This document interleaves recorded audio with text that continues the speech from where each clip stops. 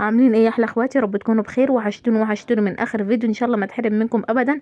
يا رب النهارده يكون يومكم مليان بالحب والسعاده وراحه البال. قبل ما نبتدي الفيديو بتاعنا النهارده ما ننساش نصلي على رسولنا الكريم، اللهم صل وسلم وبارك على سيدنا محمد وعلى اله وصحبه اجمعين.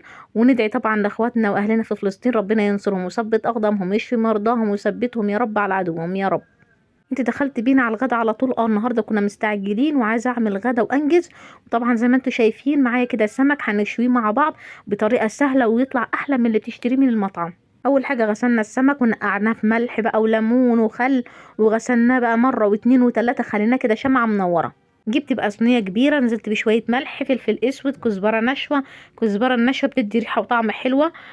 نزلت كده بشويه كمون، طبعا السمك روح الكمون، بحب جدا الكمون. هرست كده 5 فصوص توم كبار. بعد ما هرسنا التوم هننزل بمعلقه صغيره هرسه الفلفل الاخضر الحامي. عملتها قبل كده معاكم في القناه، ارجعوا شوفوا الفيديو ده. حلو جدا، بيقعد معاكي سنه في الفريزر ولا يسود ولا يجرى له اي حاجه. بينفع بصراحه لما يكون عندك في الفريزر تطلعي منه بقى تتبيله سمك، تتبيله اي حاجه تملحي بيه. عايزه كمان تضيفيه لما تيجي تطبخي. اللي ما شافش الفيديو اتمنى تروح تشوف الفيديو، حلو جدا. الهريسه ولا اسودت ولا اي حاجه، قاعده عندي في الفريزر سنه ونص، ولا اسودت ولا اي حاجه. نزلنا بقى كده بليمونتين كده حلوين، اعصري ليمونتين حلوين كده. الليمون حلو جدا للسمك. طب قشر الليمون هنرميه؟ لا طبعا مش هنرميه، امال هتعملي فيه ايه؟ زي ما شفتوا كده خليته في قلب طبق السمك زي ما شايفين كده. هننزل كمان بمعلقتين خل كبيره. خل بتدي ريحه وطعم كده وتكايه حلوه جدا في السمك. هنعمل ايه تاني؟ هننزل بمعلقه كبيره كده مستردة بتديكي تكه حلوه كده زي بتاعه المطاعم بالظبط. معلقه كبيره كده حلوه زي ما شايفين كده. الخلطه دي جباره جباره. تنفع كمان لو انت هتعمليه مقلي، يعني مش شرط مشوي بس. لا، لو انت هتعملي السمك مقلي اللي هو المحمر يعني، برضو جامده وخطيره، يعني هتنفع لدي وهتنفع لدي. بس المقلي هتضيفي له فلفل اخضر قطبي، فلفلتين كده معاهم طماطمايه. في قلب الكبه كده تطحنيهم معاهم الخلطه دي كده، ويبقى لك خلطه حلوه كده تحشي بيها ايه السمك المقلي. وهنقلب بقى التتبيله دي حلوه جدا ريحتها، يعني من قبل ما نحشيها ريحتها تحفه. احنا بقى مش هنحشي بيها السمكية زي ما بنعمل في المقلي، لا هناخد حتة التومة دي كده هنمشيها في قلب السمكية كلها. مش هنحشيها، لا هنعمل لها مساج كده عشان ايه؟ اللحم بتاع السمك يبقى متطعم كده وماخد حقه في التتبيلة. حشيت الكمية كلها اللي معانا، فضلت الحتة دي هنرميها؟ لا طبعا اياكي ترميها. امال هنعمل فيها ايه يا ستي الكل؟ امال هتعملي فيهم ايه؟ بصي يا ستي الكل، هنجيب جزر مبشور. ما تكتريش الجزر لو السمك قليل، يعني لو كمية السمك عندك قليل ما تكتريش الجزر، عشان الجزر طبعا مسكر عشان ما يسكرلكيش السمك. محدش يقولي طب انت اهو الجزر بتاعك كتير، لا انا عشان كمية السمك ما شاء الله حلوة. نضيف الجزر المبشور على بقية الخلطة اللي هي اللي حشينا بيها السمك. هنجيب بقى كده بصلايه حلوه كبيره كده. معلش بقى البصل بقى غالي، بس ايه معلش بصلايه تبقى حلوه كده كبيره. هنقطع البصل كده شرايح رفيعه جدا حلوه كده، ما تبقاش تخينه، لا شرايح رفيعه زي ما شايفين كده. حابه اوريكم بس ايه مش واضح في الكاميرا. هنجيب بقى فلفل اخضر كده اللي هو القطبي بتاعنا الاخضر العادي ده. هنقطع حبه يعني فلفل كمان حامي براحتك زي ما انت حابه، بس انا عشان ضفت في الاول في التتبيله مش هضيف فلفل حامي. انت حابه تضيفي براحتك. هنقطع برضو الفلفل ده كده شرايح رفيعه جدا. كل الخضار اللي معانا هقطعه كده تقطيع رفيعه كده حلوه، مش هنقطعها كبير كده زي السلطه، لا تقطيع رفيعه. كمان جبت طماطم قطعتهم كده زي ما شايفين تقطيع حلوه كده. رفيعه برضو زي ما شايفين كده، وصغيره ما عملتهاش يعني ايه كبيره، لا صغننه كده بس رفيعه. كمان عشان تديكي التكايه زي بتاعه المطاعم، ريحه وطعم تحفه تحفه تحفه. ريحتها تجيب لك اخر الشارع، الجيران يجوا يخبطوا عليكي يقولوا لك ايه العظمه اللي انت عاملاها دي. طب ايه هي الخضره اللي انت هتضيفيها؟ حبايه من الشمر او الشبت، حبايه من الكزبره، حبايه من البقدونس، يعني كام فرع كده من الشبت او الشمر زي ما بتقولوا عليه، كام فرع من البقدونس، كام فرع من ايه الكزبره. حلوه جدا بتديك ريحه وطعم حاجه كده خطيره. ادي كده بعد ما قطعنا الخضره بتاعتنا، شايفين بقى الخضار بتاعنا فلفل طماطم جزر بصل خضره. هنعصر بقى كده عليها برضو ليمونه كده حلوه كده، عشان طبعا الخلطه اللي احنا الباقيه من الحشوه يعني مش كتير فيها الليمون. هنتبل بقى الخضار بتاعنا عشان زي ما قلت لكم التتبيله اللي فاضله من بتاعه الحشوه قليله. طبعا الخضار عايز يتبل. عشان تلاقي كل حاجة ماخدة حقها، والسمكة كده متطعمة وكل حاجة ايه فيها زي العسل. والله هيطلع احلى شوية سمك مشويين، طعم زي العسل مسكر والله، وكانوا زي العسل. هناخد كده حتة هريسة كده على طرف المعلقة معاهم يعني. طب انت ضفتي في الاول، انا ما ضفتش كتير في الاول عشان انا عارفة نفسي هضيف تاني مع الخضار. وبرضه رشيت عليها شويه كزبره ناشفه، شويه كمون، شويه فلفل اسود، شويه ملح، عشان انا مش ضايفه ملح كتير في التتبيله في الاول. وقلبي بقى الخضار دي بالتتبيله بتاعته، حاجه كده ريحه وطعم تحفه. والله ريحه الخلطه من قبل ما اضيفها في السمك ريحه وطعم تحفه. اول حاجه طبعا هتعمليه، هتحشي السمك توم زي ما شفتوا كده في الاول معايا، او هتعملي له مساج كده بالثوم، وهتركنيه على جنب لحد ما تعملي الحشوه زي ما شفتوا كده. بعد ما عملت الحشوه قلبتيها تقليبه حلوه، بعد ما ضفت لها التوابل هنجيب بقى سمكه كده وهنحشي قلبها كده بالخلطه اللي معانا، او الحشوه اللي معانا هنحشيها كده زي السندوتش. هنفتح السمكيه زي السندوتش كده. في ناس بتشوي السمك زي ما هو يعني، مش بتفتحه زي ما هو مقفول، بس طبعا احنا عشان هنحشي قلبه بالخلطه دي او الحشوه دي طبعا هنفتح بطنه تمام كده. هنحشي كل كمية السمك اللي معانا بالخلطة دي، ما تكتريش قوي عشان ما تلاقيش الحشوة وقعت معاكي انتوا بتشويه. يعني خلي ايدك كده ميزان، ولا تكتري ولا تقللي، خليه كده وسط، خلي ايدك دايما ميزان. حشيت بقى كل كمية السمك اللي معايا بالحشوة العظيمة الجبارة دي. فين الحشو كده في قلب السمك، ولا كتير ولا قليل، خلي ايدك دايما ميزان. بعد ما حشيت السمك بتاعنا هنخليها على جنب. طب بقيه الحشو هنعمل فيها ايه؟ برضو هنخليها على جنب. يلا بينا على البوتاجاز هنشوف هنعمل ايه تاني معانا. يلا بينا. جبنا بصلايه كده، قطعناها بصلايه حلوه كده محترمه، شويه زيت هنحمرها تحميره حلوه. طبعا بصل بنحمره يبقى ايه رز صياديه. طبعا السمك لازم رز صياديه. عايزه الرز بتاعك لونه وطعم زي بتاع المحلات، حمري البصلايه بس ما تخليهاش غامقه جدا، يعني محمره جامد عشان ما يمررش معاكي الرز. خلي البصلايه تحمر تحميره حلوه. بعد ما حمرت تحميره حلوه هننزل كده بجزرايه واحده مبشوره، جزرايه واحده كده صغيره مبشوره. ليه جزر في الرز الصياديه؟ بديكي طعم ونكهه حلوه جدا. كتريش الجزر عشان ما يسكرش معاكي الرز. انا ضايفه جزرايه في كيلو رز عشان ما يسكرش معاكي الرز، دي طعم وريحه ونكهه ولون حلو جدا في رز الصياديه. طب لو ما عنديش جزر يبقى ما اعملش الرز، لا طبعا اعمليه وهيبقى زي العسل وزي السكر. لو ما فيش جزر يبقى ما اعملش الرز، لا طبعا اعمليه وهيطلع زي السكر وزي العسل. انت لو عندك جزر ضيفي، زي ما انا كان عندي جزر ضفت، بيدي برضو طعم كده شويه وبيدي ايه لون. بعد ما قلبنا الجزر كده في مع البصلايه كده، اديناهم تشويحه بسيطه، ضفنا الرز زي ما شفتوا، قلبناه تقليبه مع بعض كده، دخلوا في قلب بعض.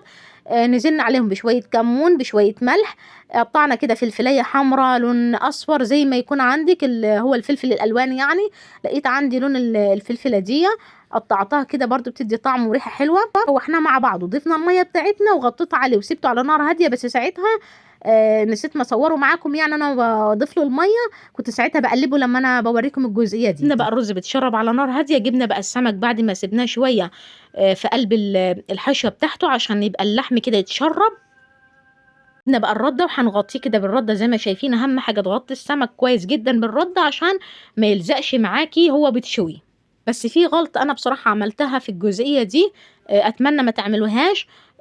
انا جبت الصاج الكبير بتاع الفرن ورصيت فيه السمك كله بعد ما انا غلفته كويس، او غطيت السمك كله بالرده، رصيته كده في قلب الصاج الكبير او الصينيه الكبيره بتاعه الفرن، ودخلته الفرن عشان تشوي. انا بصراحه شفت الحته دي في ناس كتير عاملينها على اليوتيوب، بس يعني بصراحه ما جابتش معايا نتيجه. وزي ما شايفين كده غطيته كويس بالدقيق ودخلته الفرن، بس بصراحه ما نفعش معايا وطلعته تاني. وعندي صاج صغنن اللي هو بيتخبز فيه البسكوت والحاجات دي، رصيت اتنين وخليته على عين البوتاجاز من فوق، والشاو بقى زي الفل. لكن ان ادخله الفرن بصراحه ما نفعش معايا. كده بشويه على البوتاجاز، بس بصراحه كنت مستعجله جدا، كان ابني بيعيط والنور كان خلاص هيقطع، وكنت بعمل الحاجه بسرعه عشان ايه الحق النور يعني قبل ما يقطع.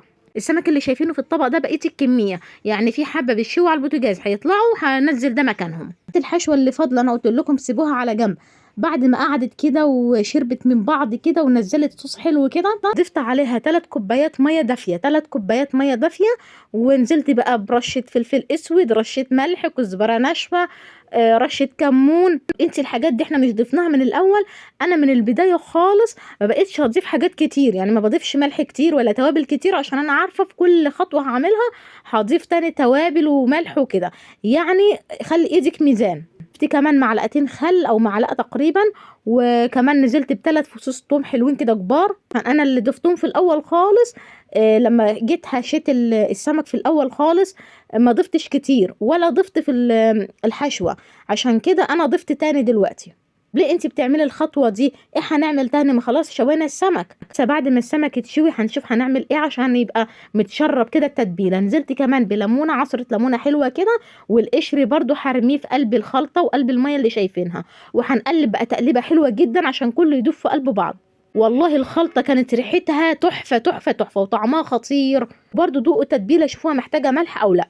بعد ما السمك اتشوى هنشيل سمكية سمكية وهننزلها في الخلطة الجبارة الخطيرة دي.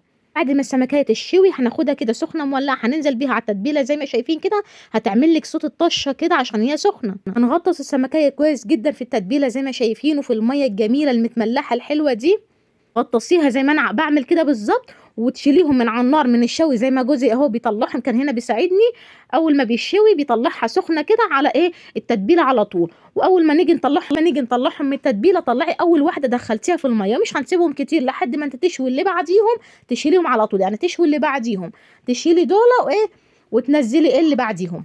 ولما تيجي تطلعيهم من الميه او التتبيله دي، صفيها كويس جدا السمكيه. تقلقيش يا قلب اختك، ولا هتدوب ولا هتلاقيها ناخد، ولا التتبيله اللي احنا او الخلطه اللي احنا حاشين قلبها هتطلع في الميه ولا اي حاجه. السمك بتاعنا بعد ما خلصنا كميه كلها، وادي شكل الصينيه بتاعتنا وغدانا النهارده. شايفين المنظر؟ حاجه كده تفتح النفس. الخضار بقى والوان الخضار حاجه كده تفتح النفس، وكان طعمه تحفه ومسكر وزي العسل. ادي الرز بتاعنا الصياديه ابو بصل وجزر وفلفل، شايفين الجمال؟ ومفلفل وطعمه زي العسل، ريحه وطعم تحفه. طب ايه الطماطم دي او الحمرة دي؟ دي خلطه كده بعملها، ببشر طماطمايه عليها ملح، عليها كمون، عليها شويه كزبره، عليها ليمون، عليها خل، عليها فص ثوم، شويه شطه، وقلبي الخلطه دي وزودي لها كوبايه ميه وقلبيهم بقى في قلب بعض، كله يدوب في قلب بعض. احلى خلطه طماطم مبشوره، تاخديها كده بالمعلقه على الرز بيبقى طعمها يا سيدي على الجمال. عملت كمان طبق سلطه حلو كده محترم بالجزر بقى والخضار، حاجه كده مفيده ومغذيه. لازم السلطه جنب السمك. ادي السلطه بتاعتنا، انا بزود شويه ميه فيها عشان احنا بنحب ناخد الميه بتاعتها على الرز. قطعنا بقى ليمون كده على السمك، وادي العيش بتاعنا جايبينه بقى من الفرن سخن مولع، وادي غدانا بالف هنا وشفا. احلى سمك مشوي هتعمليه في البيت. شايفين الجمال؟ والله انا شفته دلوقتي جوعت، يعني انا عاملاه ليا يومين بالظبط، والله شفته جوعت وعايزه اعمله تاني. والله من الشكل كده حسيت الريحه كده داخله في مناخيري.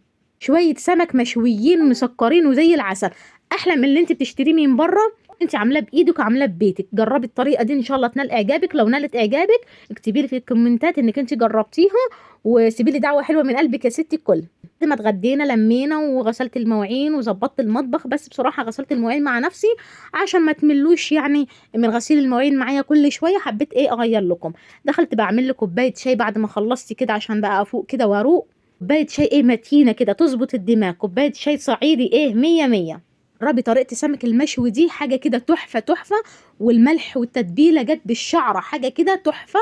مفيش حاجه زياده ولا حاجه كانت محتاجه ملح. دايما خلي ايدك ميزان. تعالي نشوف مع بعض الهديه اللي جاتنا بقى من اسكندريه وجمال اسكندريه وحلاوه اسكندريه. ايه ده؟ ده الصعيدي، حلوان الصعيدي في اسكندريه. شويه حاجات حلوين كده، حلويات بقى اسكندريه وجمالها.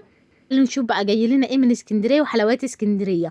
بصراحه في حاجه منهم انا كنت طالباها بحبها جدا، ده العشق بتاعي، ده العشق بتاعي. يلا قولوا ايه هي دي، يلا الشاطره تقول لي. حجازيه. بحب الحجازيه بتاعت اسكندريه، حاجه كده تحفه. محدش هنا في اسوان بيبيعها ولا بيعملها، بس انا لما اروح اسكندريه اكلها واجيبها معايا، او حد بيكون في اسكندريه وجاي يجيبها لي معاه. دي بقى العلبة التانية، دي حلويات كده زي اللي هو الجلاش الخفيف ده اللي بيبقى معمول كده بالزبدة والسمنة البلدي. تحفة، وفيه مكسرات وطعمه عسل بالسمنة البلدي، وإيه بيدوب كده في البق دوب. دي كده بقلاوة بالمكسرات اهي مكتوب عليها بقلاوة بالمكسرات. تسلم ايد اللي جايبها، عم بناتي جايبها، هو جاي من اسكندرية. ربنا يكرمه يا رب ويفرحه بأولاده يا رب. الحجازية بقى دي عشق عشق، بحبها جدا جدا جدا. كانت طعمها تحفة. بالسمنة البلدي كده والمكسرات، حاجة كده عسل. طبعا حلواني الصعيدي طبعا معروف ومشهور. مكوناتها هي مكتوبة على العلبة، ان شاء الله هنعملها مع بعض وتطلع ناجحة وجميلة وزي الفل. بس لو عايزاني يا قلب اختك اعملها معاكم، شجعيني كده في التعليقات ان اعملها معاكم، اكتبي لي في التعليقات او الكومنتات عشان اشجعكم وتعملوها وان شاء الله تنال اعجابكم. اهم حاجة بس تشجعوني توصلوا الفيديو دي ل1000 لايك و1000 مشاهدة، وان شاء الله ان شاء الله هعملها معاكم وتطلع احلى حجازية هنعملها بايدينا. جربي طريقة السمك المشوي أحلى من اللي بتشتريه من بره، أحلى سمك مشوي هتاكليه من إيدك يا قلب أختك. أكيد سرحت مع السمك المشوي ونسيتي ما تعملي لي إعجاب يا قلب أختك، يلا بسرعة اعملي لي إعجاب في رسمة الصبع تحت الفيديو، اضغطي عليها وفي كلمة اشتراك باللون الأسود اشتركي فيها عشان عيلتي التانية تكبر بيك يا ست الكل. أنا بيها راح أكلها بقى.